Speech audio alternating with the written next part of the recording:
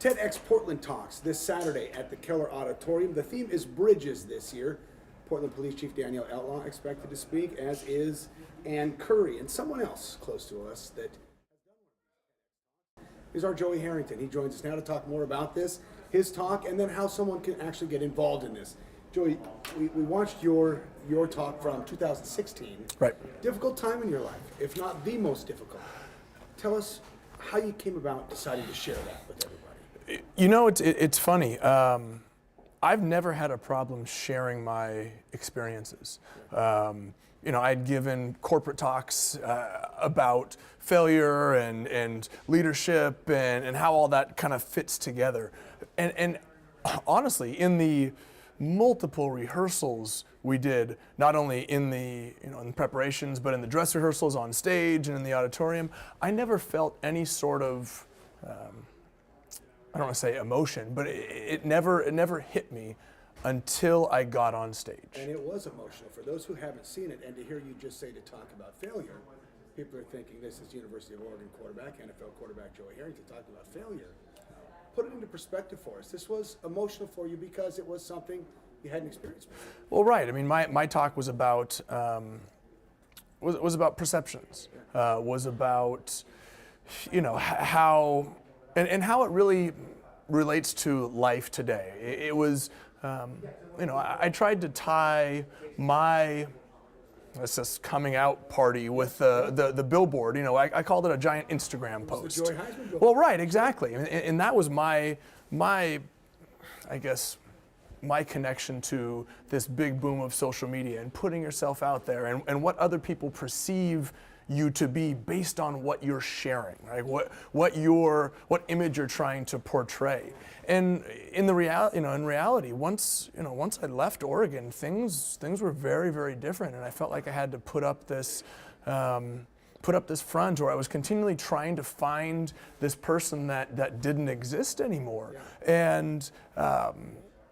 And I don't know why, but for whatever reason, sharing it at the Keller during the TEDx conference was really cathartic. I mean, it was a moment where it just kind of all came flooding out. And like I said, I'd shared the story bits and pieces before, and applied it to different rooms. But for whatever reason, this was kind of the bringing it all together, and it just went blah. And we're talking about huge, overwhelming success as an athlete that very few people in the world ever get to experience. And then not sharing that success at the pro level, and kind of coming at a crossroads with self-identification of this success, right? And how it was kind of a letdown.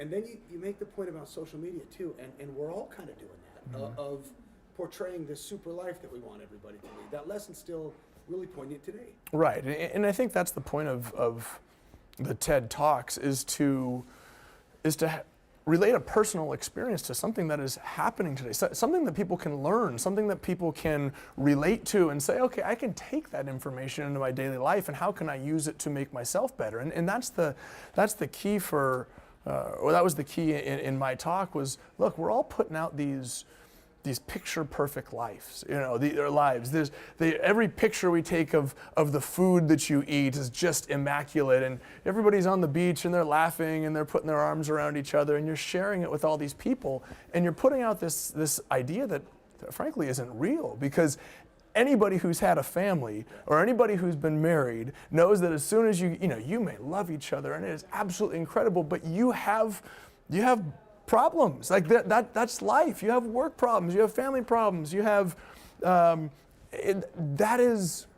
that's part of what makes life so great, is learning how to manage those problems and deal with them and learn from them. And I think too often right now people are just so focused on putting out that incredible picture of, look how great I am, that they ignore what's actually going on. It's more about putting out this perception of perfection as opposed to just saying, look, this is who I am.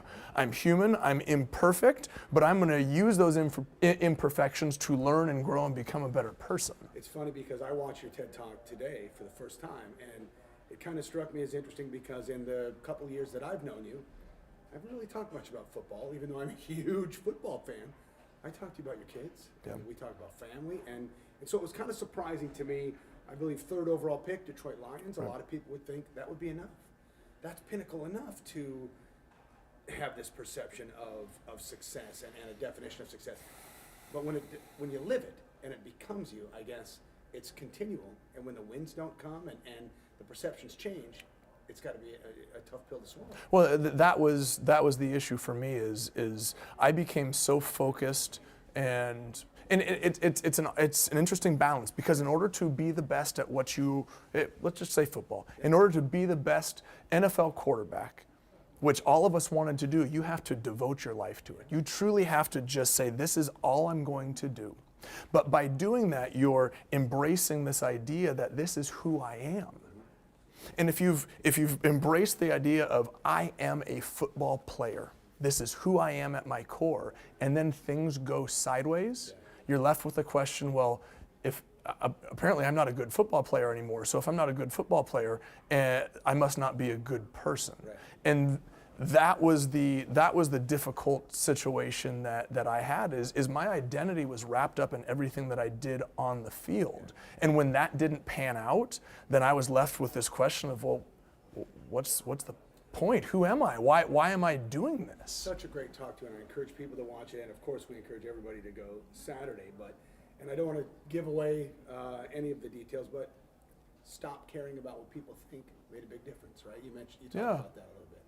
And it's an interesting, I did a lot of work with a sports psychologist who ironically said, and it was kind of a backwards pill for me to swallow, that if I wanted to play better and have people like me, then I needed to stop caring about people liking me, because as soon as I stopped caring about having people like me, then I could just relax and play. And by relaxing and playing, then they would like me because I was playing better. I mean, it's just this odd idea that essentially says, hey, I cannot control what anybody else out there says. The only thing I can control is myself. And and I know that by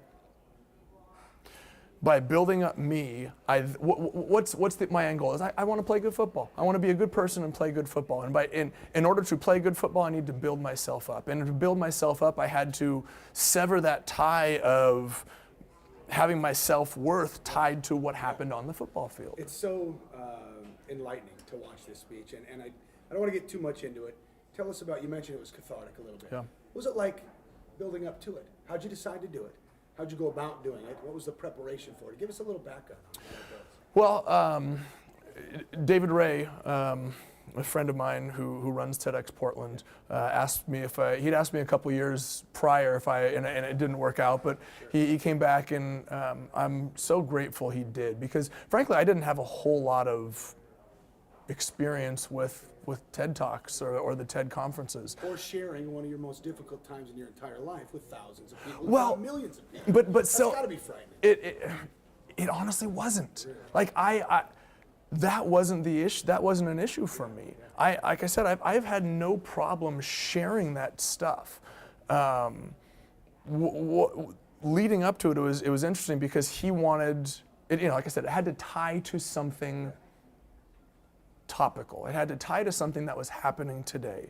And using my experiences and using the billboard as a correlation to Instagram and having this perception out there, that was honestly, it was a collaboration, but it was part of his suggestion. And then it took months to craft your talk. I know how you work. Did you craft most of it yourself? Do they give you help? Do they offer for folks who? Oh sure, absolutely, and they will give you as much help as you are willing to accept. And for me, I've done plenty of public speaking. I knew, of course, I got it covered. Well, there's a timeline. This is all built into a conference. It has to fit into a certain structure, and there's certain ways that TED Talks are most impactful. And so we probably went through 4 or 5 different revisions, practiced them, practice reading aloud, practice performing, okay, let's tie this into this, maybe this works a little better. It was a collaborative effort, and that whole group was absolutely tremendous to work with. Yeah. When it was done and you walked off the stage, what was the feeling? Was it relief? Was it enlightenment? It was relief, not in the sense that I was relieved that it was done. Yeah. It was as if there was a weight that had been lifted off of my chest. It was something that I needed, and I didn't even know that I needed it. Seems vulnerable too. What do you think people take away from being an audience member and watching these TED Talks? And we'll see you on Saturday. You know, I think people take away bits and pieces of other people's lives and other people's experiences and other people's expertise that they can hopefully apply to their own life. And I think that's the key or that's the idea behind these talks. I mean, originally technology, education design, I believe is the TED. But it's hearing information from people who are the experts in these areas, who have had these personal experiences that can share things with you. It's vulnerable too a little bit, and from the speaker's perspective. Oh, absolutely. Yeah. Because in order to connect with people, you need to show them that it's personal. It's much easier to connect with somebody who is sharing something that is meaningful to them. Right. Not everybody has the experience, not everybody can do this kind of thing, but a lot of people would probably find it cathartic. A lot of people would find it inspiring. Would you encourage other people to do this? Would you encourage people to seek this out? Is it something you think, yeah, if you get a chance, it's a great idea to do it? Oh my gosh, it was, you know, they offer, 8 to 10 spots a year? Yeah. If you get the call, jump through hoops to make it happen. I mean, and if I'm being honest, you know, when I agreed to do it, I thought it was going to be fine. Okay, great, because I'd played in front of 80,000 people. I'd spoken to large groups before. I mean, I'd been on TV with millions of people watching on Thanksgiving Day playing, but this was different. And this was personal, and if you get the opportunity, if that ask comes your direction, run. The theme, run toward it. Run toward it, exactly. The theme this year is bridges. Our chief, Daniel Outlaw, new to the job in Portland, will be delivering a speech. Ann Curry is going to headline it this year. You had a chance to sit down with her about, and of course a duck as well, about her presentation, her speech. What'd you come away from Ann's interview? First of all, you cannot help but be in awe of what she has accomplished. It just comes through in just a conversation with her. All that she's learned, how thoughtful she is, how she approaches, how she crafts her words. Without giving, she shared with me a little bit about her talk, but she's going to talk about media and what's truthful and who do you trust. And it's a really poignant topic right now because, well, I think everybody knows why. Everybody is looking for somebody that they can trust, and I don't know that there would be anybody better suited with all that she has been through, both in terms of everything that she's gone through with working her way from a small town in Southern Oregon to the world news stage and where she has gone from there. She has so many personal experiences that just lend so much, that just absolutely add unbelievable experience to what she's going to share. It's going to be a great message to listen to that on Saturday. Okay, I asked you if you would encourage people if they ever got the call to do this. How about folks in the audience? Go. Really? Go. Bring a notepad. Like that's the thing that I'm serious. I'd never been to a TED conference before, and I saw people out there with their bags and their backpacks and notebooks, and I was like, why? You're gonna be sketching? You're gonna be bored and drawing pictures? No, like people were sitting there taking notes. it truly is a chance to learn. It's a chance to listen. It's a chance to open doors that you didn't even know existed. Because everybody lives in their bubble. Everybody's in their own little bubble of wake up, get the kids to school, get to work, come home, make sure dinner's on the table, and get to soccer practice, and kids to the bed and do their homework and wake up and do it again. And so rarely do you get outside of your own little bubble and experience something that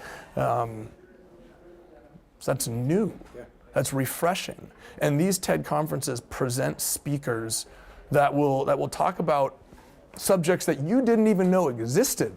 Like, I remember in our conference, Tracy Ozerin talking about urban gleaners and how she literally walked up to the people at the Rose Garden and said, "Do you have any extra food?"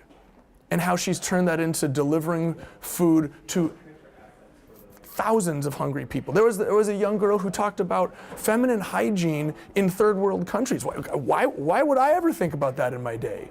And how that connects to everybody's life. There are so many incredible ideas, and that's why the theme of the whole conference is ideas worth sharing. Yeah. And bringing us all together. All right, bookend this for us. We talked about your specific TEDx talk, and just for people that didn't get a chance to see it, playing on Sundays for most people would be the pinnacle of happiness, would be the greatest accomplishment, win or lose. Right. I'm taking snaps on a Sunday. You came around and said, "I'm the happiest I've ever been," and a dad and a husband and a family member. And I know just in working with you here at KGW, what's important to you. Why is that so true for you? I mean, it's an obvious question. Well, so here's the thing is, if playing on Sundays was the pinnacle, what comes next? You're left with this feeling of emptiness. And I'm able to sit here and say, yeah, at one point in my life, I was one of the 32 best people in the world at what I did. Like that is an absolutely incredible accomplishment. But very shortly after that, things didn't go well. But that doesn't define me, because I've still got hopefully another 70 years after that to live and to experience countless unbelievable things.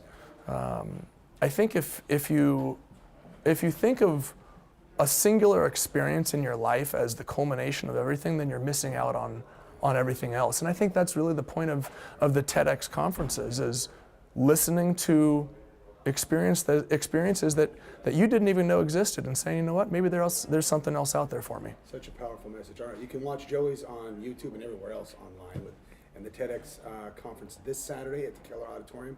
I know you've got an interview to get to, so thanks for the time today. And again, just a reminder, 6 o'clock this Saturday at the Keller Auditorium. Thanks, sir. Thank you.